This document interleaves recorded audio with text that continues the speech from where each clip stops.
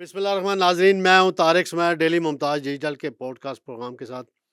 आज हमारे बड़े ख़ास मेहमान हैं। इन्होंने जर्नलिज़्म में पाकिस्तान के अंदर नाम बनाया। अब अमेरिका के अंदर कामयाब बिजनेसमैन के तौर पर जाने पहचाने जाते हैं। शिकागो बड़ी मशहूर जगह है अमेरिका की, वहाँ ये मुकीम है और इनका नाम है नवीद अनवर चौधरी। और इन्होंने रोज़नामा पाकिस्तान एक अखबार था इस्लामाबाद का, बड़ा मारूफ 90s के ज़माने से, वहाँ से स्पोर्ट्स रिपोर्टर के तौर पे आगाज़ किया। फिर ये सियासी रिपोर्टर बने। फिर ये वैगनों में भी सफ़र किया, साइकिलों में भी किया, मोटरसाइकिलों में भी किया, हेलीकॉप्टरों में भी किया, जहाज़ों में भी किया। और अब माशाल्लाह अल्लाह ताला ने इन पे बड़ा ख़ास करम किया है।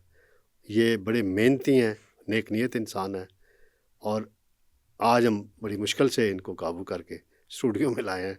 तो नवीद अनवर चौधरी साहब, आपका बहुत शुक्रिया, बहुत शुक्रिया। आपने टाइम दिया। मैं आपसे ये जानना चाहूँगा, आप बेसिकली इस्लामाबाद से हैं, आपके वालिद साहब जो हैं वो एग्रीकल्चर बैकग्राउंड के, उनकी सारी ज़िंदगी जॉब थी पीआरसी में, वो रहे हैं। तो आपने जब स्टूडेंट लाइफ थी उस वक्त सोचा था कि आप जर्नलिज्म में जाएंगे, और बिज़नेस तो बात की बात है। मैं असल में तारिक साहब, ये बड़ा दिलचस्प सा वाक़या है कि जब मैंने कॉलेज लाइफ स्टार्ट की तो उस वक्त रोज़नामा पाकिस्तान का आगाज़ हो रहा था। और रोज़नामा पाकिस्तान के उस वक्त के जो एडिटर थे और जो मैनेजमेंट थी, उन्होंने हर एक इश्तिहार दिया था कि हर स्कूल कॉलेज से हमें एक नुमाइंदा चाहिए। तो उसमें मैंने ये अप्लाई किया और मैं चला गया रोज़नामा पाकिस्तान के दफ्तर कि मैंने ये इनका नुमाइंदा बनना है अपने कॉलेज के लिए। मुझे तो अंदाज़ा ही नहीं था, मैं तो सिर्फ अपने कॉलेज की नुमाइंदगी करने के लिए वहाँ पे गया था। जी। और उन्होंने एक दिन कोई इंटरव्यू कंडक्ट किए हुए थे, तो ज़िया शाहिद मरहूम, जिन्होंने बाद में ख़बरें अखबार भी निकाला, उन्होंने जब सबके इंटरव्यू लेने के बाद कहा कि वो जो एक स्टूडेंट आज आया हुआ था वो बड़ा कॉन्फिडेंट था, आपने उसको नहीं छोड़ना, उसको साथ रखना है। ज़बरदस्त। तो वहाँ से मेरा आगाज़ हुआ कि मैं तो कॉलेज की नुमाइंदगी करना चाहता था, उन्होंने पूरे मुल्क की नुमाइंदगी करवा दी मुझे। माशाल्लाह। तो वहाँ से मेरे सहाफ़ती करियर का आगाज़ हुआ। उन्होंने कहा कि ठीक है, आप आएँ, एक स्टूडेंट रिपोर्टर के तौर पे आएँ, और मुझे स्पोर्ट्स की बीट उन्होंने दी और मैंने उस वक़्त फिर स्पोर्ट्स के जो इवेंट होते थे उन्हें मैं कवर करता होता था। तो आपको ये पार्लिमानी रिपोर्टिंग का कहाँ से ख्वाब आया, को ख्याल आया, किसी ने गाइड किया, क्या हुआ? ये असल कहाँ से, में ये चक्कर कहाँ से चला? देखें, आगे बढ़ने का शौक़ हर किसी को होता है। बिल्कुल। तो चंद महीने स्पोर्ट्स रिपोर्टिंग करने के बाद मुझे ऐसे लगता था, वो जब मैं रोज़ अखबार खोलता था ना, तो वो अंदर के सफ़ों पे मेरी हाँ, वो खबर होती थी। अंदर के समय। क्योंकि स्पोर्ट्स की इंटरनेशनल लेवल पे तो आप देखें स्पोर्ट्स को कितनी अहमियत दी जाती है, फ्रंट वो पेज खबरें कवरेज आती है। फ्रंट पे होती हैं। और अब जाके वहाँ जाके मुझे अंदाज़ा हुआ कि स्पोर्ट्स का कितना डिस्कस किया जाता है। इतनी डिस्कशन हमारे यहाँ सिर्फ स्पोर्ट्स में सिर्फ क्रिकेट को किया जाता है और किसी गेम को नहीं किया जाता। तो मैं जब देखता था कि मेरे बाकी साथियों की खबरें तो फ्रंट पे हाँ। हैं, लीड स्टोरी है, तो मैं सोचता मेरी लीड स्टोरी कैसे लगेगी? क्योंकि स्पोर्ट्स में तो लीड स्टोरी जब तक कोई वर्ल्ड कप जीते हैं तो तब है। तो मैंने वहीं से शुरू कर दिया था। जब मैं जाता था किसी इवेंट की कवरेज के लिए, तो वहाँ पे कोई ना कोई पॉलिटिकल फिगर आई होती थी, कोई मिनिस्टर आया होता था, कोई गवर्नर आया होता था। तो मैं उसकी कवरेज के दौरान मैं अपने दोस्तों से, अपने सीनियर कोलीग से पूछता था कि आज के इवेंट के चीफ गेस्ट फलां मिनिस्टर है, तो मुझे बताएं कि मैं इनसे किस तरह के क्वेश्चन करूं। सही है। तो वो मैं पहले से एक अपनी तैयारी करके तैयारी जाता करके था। जाते थे। जी, मैं अपनी तैयारी करके जाता था। तो मैं जब वापस आता था तो मैं 2 स्टोरियाँ फाइल करता था। एक स्पोर्ट्स के हवाले से और दूसरी उस मिनिस्टर से जो मैंने गुफ्तगू की, तो वो पॉलिटिकल स्टोरी भी मैं वहाँ पे फाइल करता था। और फिर क्योंकि यहाँ पे हमारे यहाँ जो थोड़ा-सा सिस्टम ये उस वक़्त चल रहा था कि पार्लिमानी रिपोर्टिंग में जब कोई और रिपोर्टर नहीं आता था, तो मुझे मौका मिल जाता था अच्छा, कि मैं चला अल्टरनेट, जाऊँ। मैं आपको अल्टरनेट था मतलब। 12वां खिलाड़ी समझ के हाँ, भेजा जाता था। हाँ, मुझे 12वां खिलाड़ी फिर समझ आप के। नंबर 1 खिलाड़ी बन गए। अल्हम्दुलिल्लाह, अल्हम्दुलिल्लाह। लेकिन ये भी मेरी खुशकिस्मती थी कि मेरे जो साथी मेरे साथ थे, उन्होंने कभी मेरा रास्ता रोकने की कोशिश नहीं की।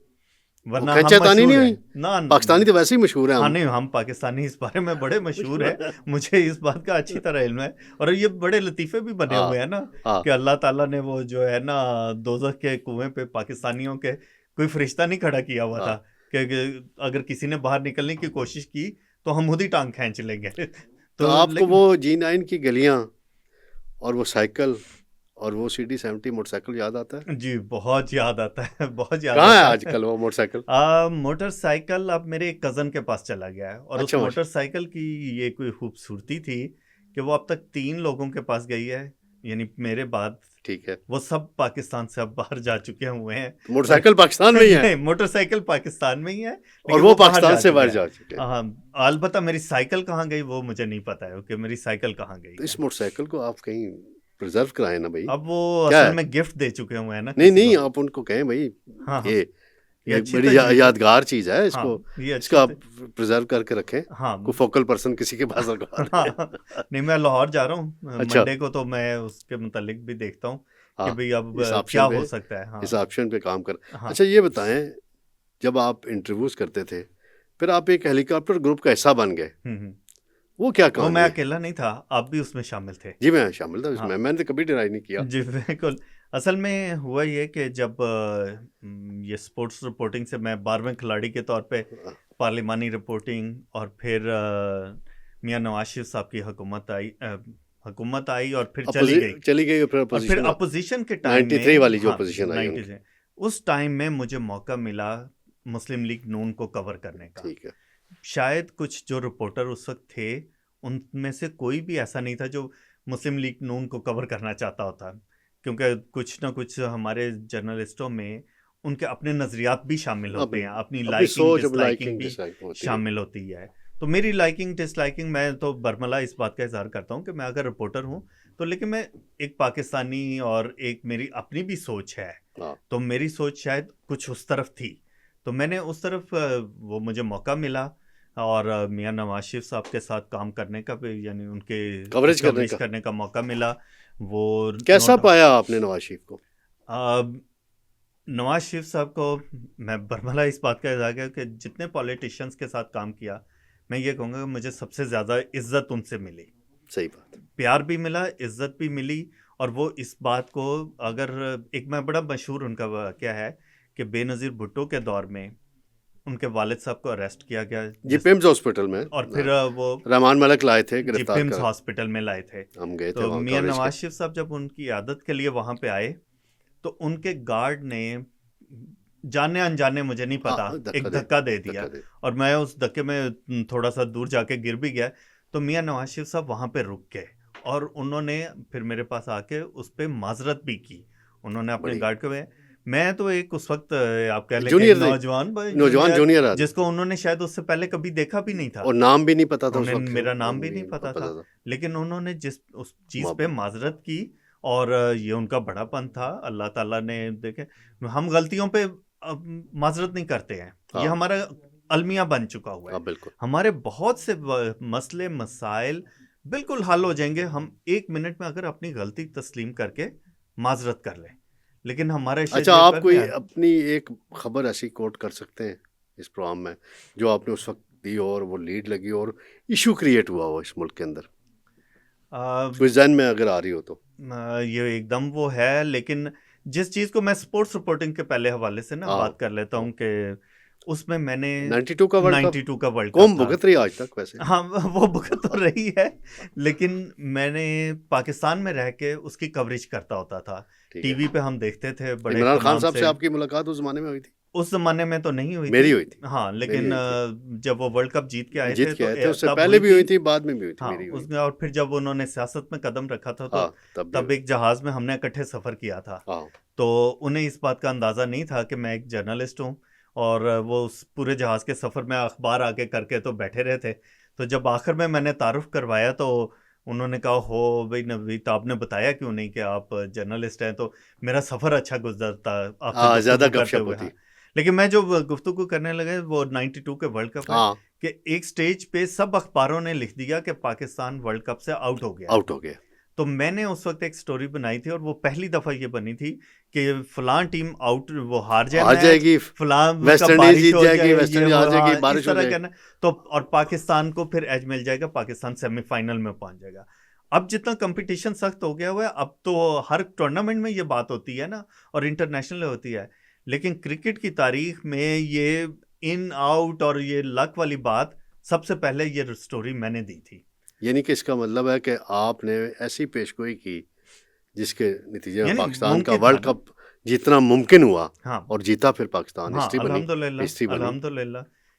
लोग कहते हैं भुगतते हैं, लेकिन एक वो स्पोर्ट्स एक है। वो एक हाँ, मैं लाइटर मूड में बात कर रहा हूँ। वही बात मैं हाँ, भी वो कर कर रहा रहा हूँ। हाँ, हूँ। शायद अब कोई भी नहीं दुआ मांगता कि पाकिस्तान वर्ल्ड कप जीते नहीं नहीं, दोबारा। करीब पहुंच के वापस आ हाँ जाते हैं। हाँ, अच्छा, बिल्कुल। ये बताएं, जब आप 99 का मार्शल लगा, हम यहाँ उस मार्शल को भुगत रहे थे, हम्म, आप भी शायद उस वक्त इधर ही थे। जी जी, फिर इधर ही आप था। कुछ अरसे बाद अमेरिका चले गए।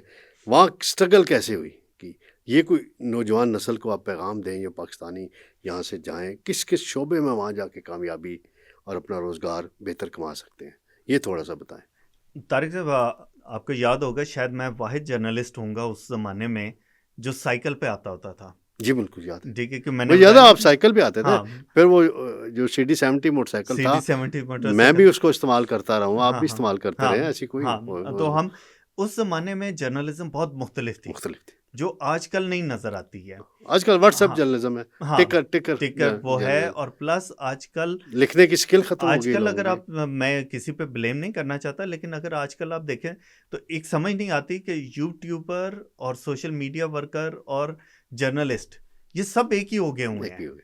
तो आई थिंक कि प्रेस क्लबों को और यूनियंस को इस पे काम करना चाहिए कि जर्नलिस्टों और यूट्यूबर्स को अलग अलग करें और कैटेगरीज इनको, होनी हाँ, चाहिए। इनकी कैटेगरी बनाएं। क्योंकि कुछ लोग ऐसे और इस तरह सीधे सवाल कर रहे होते हैं वो कि ऐसे जैसे वो लगता नहीं है कि वो बदतमीजी कोई, कर रहे हाँ, होते हैं, बदतमीजी बदतमीजी कर, भी मैं होती फील है, कर रहा हूँ। अल्फाज भी नहीं अल्फाज होते हैं का उनके चुनाव पास, नहीं ठीक होता। और ना ही उनके वो क्वेश्चन करने का उस तरह का राइट है कि इस तरह के क्वेश्चन करना। ये नहीं है कि जर्नलिस्ट का राइट है क्वेश्चन करना, लेकिन उसमें भी थोड़े से एथिक्स होने अदब चाहिए। एहतराम से आप हाँ, किसी भी वो लीडर से चीज़, बात करें, हाँ, वो करें। किसी वजीर से बात करें, आप अदब एहतराम से अपने नुक्ता नज़र सवाल करें।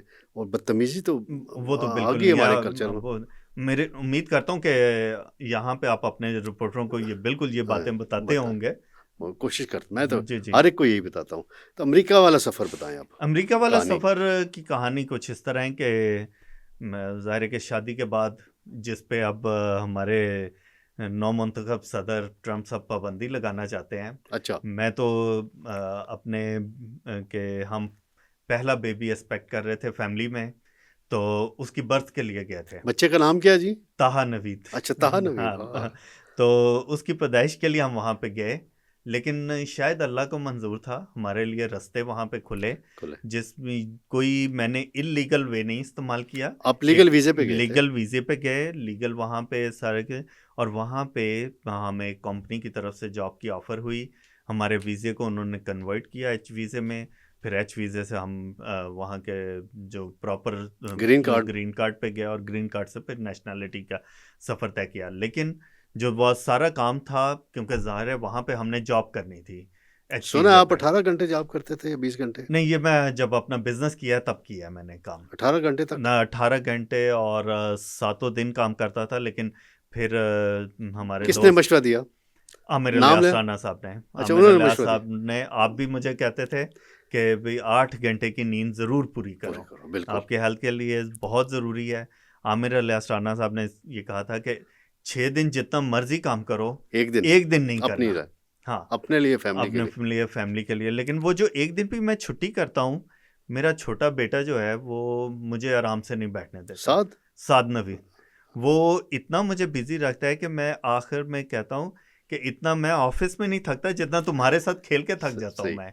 तो माशाल्लाह, वो अल्लाह ताला उसे और एनर्जी दे दी है। अच्छा, हमारी भाभी जो हैं, वो आपकी कितनी मावनत करती हैं सारे बिजनेस के प्रोसेस में?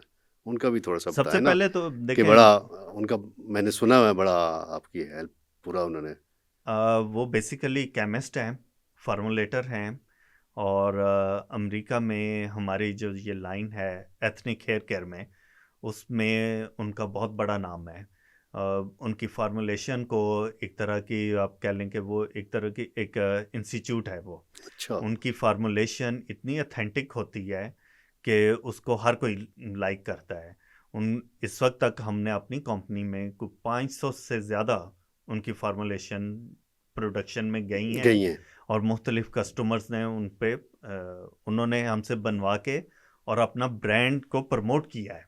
तो उनका अल्हम्दुलिल्लाह अल्लाह ताला ने उन्हें ये स्किल दी हुई है और डेफिनेटली मेरी सपोर्ट की वजह से वो बड़े सुकून से ये काम करती हैं। यानी दोनों एक दूसरे को सपोर्ट करते हैं आप? जी बिल्कुल, हम दोनों करते हैं, लेकिन मेरी सपोर्ट ज़्यादा है। मेरी सपोर्ट ज़्यादा है। ये तो मैं उनके सामने किसी दिन बैठ के पूछूंगा हाँ कि क्या है। बिल्कुल नहीं, देखिए, मैं राव खालिद साहब वाली बात कोई नहीं हाँ नहीं, करूंगा। वो आप बेशक ना करें, लेकिन देखें ना कि एक कामयाब औरत के पीछे एक मर्द का ही हाथ होता है, बिल्कुल, तो वो मेरा हाथ है माशाल्लाह कामयाब औरत माशाल्लाह के माशाल्लाह। पीछे।